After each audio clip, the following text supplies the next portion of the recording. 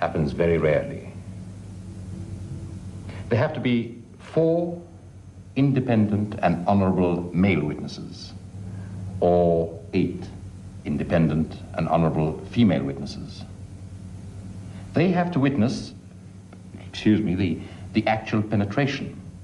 Now, the only other way that the accused can be condemned is out of her own mouth, by saying 3 times in front of a court of law, I have committed adultery.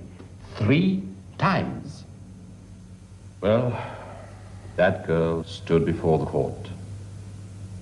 She was asked, and she said, I have committed adultery. Well, immediately the king stopped the proceedings. He loved her. He summoned her to his private rooms. Do you realize that if you admit your guilt for a second and a third time, I can't save you? Your grandfather can't save you. Go back.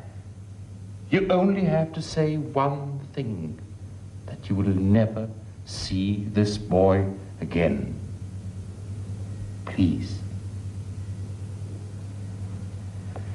Well, she went back to that court and she said, I have committed adultery. I have committed adultery 3 times. In 5 seconds, she had condemned herself and the boy. She pulled 3 ways. It's Western feminism, Arab radicalism, and then the law of Islam. I shared the story with a close friend. To protect his identity, we'll give him a new name and a new setting, as we must with everyone else that was interviewed. Let's call my friend Dr. Marwan Shaheen and make him a lecturer here at the University of London. Yeah, you were there? I wanted his reaction because I found it hard to believe that a girl would deliberately return to that country with her lover and die for her principles. Look, I don't come from her country, but I am an Arab. I understand that girl, and I understand her family. It's the story of 200 million people, the whole Arab predicament. How much of our past must we abandon? How much of your present is worth imitating? I've not told you this before. My own father has never traveled more than 10 kilometers on a donkey. To this day, he still believes the world is flat. And I am here. You know, Christopher, to survive as an Arab, one has to become a schizophrenic. One has to learn to live in 2 worlds at once. It's difficult. For some, it is impossible. Like your princess. What a story. As you say, all the pressures. First the West, then the radicals in Beirut. And finally, when she's forced back into the desert matrix again, she says, no, no, no. She would rather destroy herself and the boy she loves. She could be any Arab girl in any Arab country. You know, if you can tell that story, where are you going to start? Well, I've got to check a few facts first. There are 2 people in England who gave interviews to the press.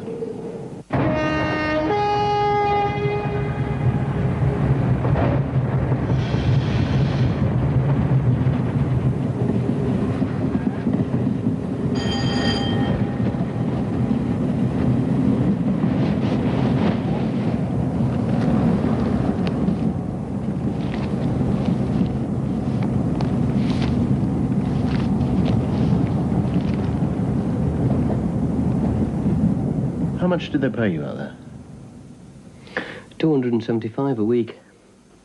What's that, about 5 times what you get in England? Aye, and the rest.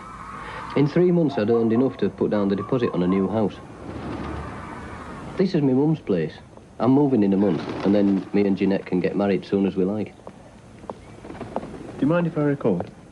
No, I'm not bothered.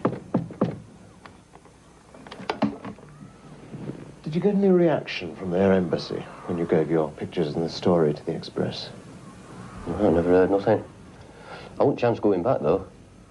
But don't get me wrong, even if it weren't for execution, I'd be hard-pressed to go back there again. From the moment I landed, stepped out into that heat, I thought, this isn't the place for me. Smelly tip. Rubbish all over the place. Brand new buildings, you know, falling apart. Cats running in and out. Stray dogs, heat. No bloody booze. We had one day off a week. I tell you, we used to wish we were back on site. There's nothing to do, you see. Down to that pool, bit of something to eat. Having a game of cards in that crummy hotel. Back to the pool. Chock boring. I never spoke to one woman all the time I was here. Not one. Well, never even spoke to a local, come to that. How did you come across the execution? Well, we'd just knocked off work. I knew there was something up, like, because it stopped all the traffic. They made us walk the rest of the way back to the hotel. That were roughly 12:30. Anyway, I went in the hotel and I spoke to the little Lebanese guy behind the counter. What's going on out there? And he told me that some guy were up for the chop. Execution. Where? He didn't say a note about a princess, like. I thought it was just one guy that were going to get it. Keys for 401 and 402. 101, please. Any road, I went up to my room to get changed, and my window, it looked out onto this car park, like big open area, and people were already starting to gather. They were dumping this big pile of sand. So, I decided to take my camera. I cut a piece out of a cigarette packet, like a little window for the lens, and I stuck my Instamatic inside it. How many people were in the square? Oh, I'm not much good at crowds. But by the time I got down there, you see, they were coming out of the mosques. It's funny, innit? Straight out of church and off to see a bloke get chucked. By the time I got to the car park, there must have been 3,000 or more. Can we see the photographs? Aye, I thought you'd want to. Here they are. There were all these uniformed police soldiers, whatever they are. Most of them armed. Round the edge, in the middle, these two trucks. See them better here. Jeeps, like. 2 doors on the back. There's the princess. There's the bloke. And that's the executioner. There he is. He's not wearing any kind of uniform? No, he's just dressed like any old Arab you'd see in the street. He didn't have a great big massive shining sword neither. About that long it was. None too sharp. 5 blows, the lad still won't be headed. Oh, his head never did come off. They chopped him round his neck, both sides, the back of his head. And after they'd finished with him, his head was just resting on his shoulders. And that was it. Like there was nothing holding it on. And that was it. Sorry, can we go back to the beginning? They led them out of the trucks. All right. They led him into the middle of the square. The guy's hands were tied behind his back.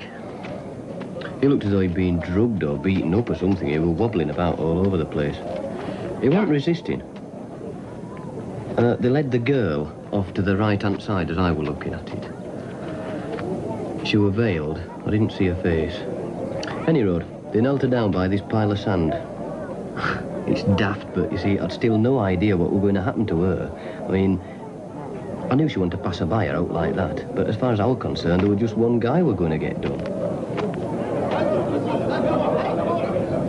I kept trying to get a better view, and there were these big iron wheels at my back, and there were all these Arabs, lad, perched on the wheels and on the wall behind, just like vultures.